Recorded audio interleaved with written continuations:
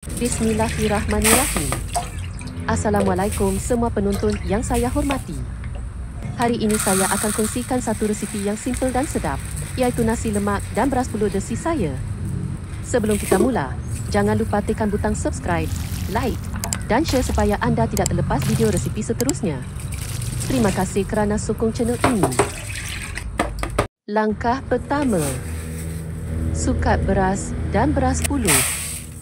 Saya gabungkan dan campurkan 3 cawan beras.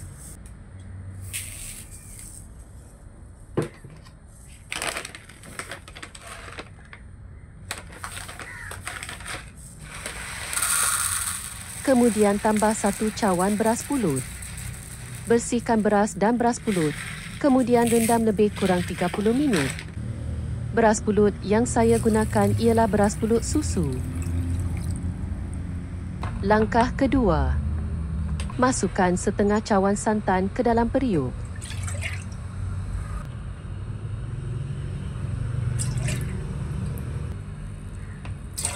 Bersama 3 setengah cawan air.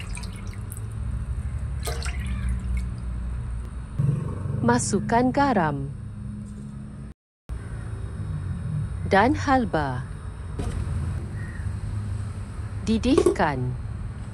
Langkah ketiga, apabila santan sudah mendidih, angkat penutup periuk. Masukkan 1 batang serai yang sudah dititik, 5 ulas bawang merah, daun pandan dan beras yang sudah direndam tadi.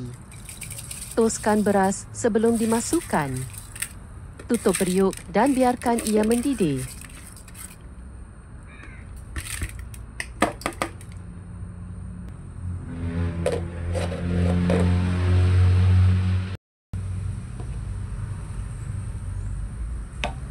Jika sudah sedikit hampir kering, kacau supaya santan rata. Tutup kembali dan biarkan hingga tanak.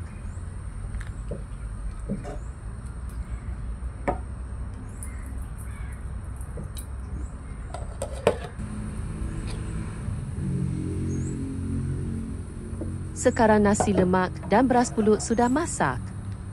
Boleh dimakan dengan sambal tumis udang atau rendang. Alhamdulillah, resipi kita untuk hari ini sudah siap. Terima kasih kerana menonton sampai habis. Kalau anda suka video ini, jangan lupa like, subscribe dan share supaya lebih ramai dapat cuba resipi ini. Jumpa lagi dalam video seterusnya.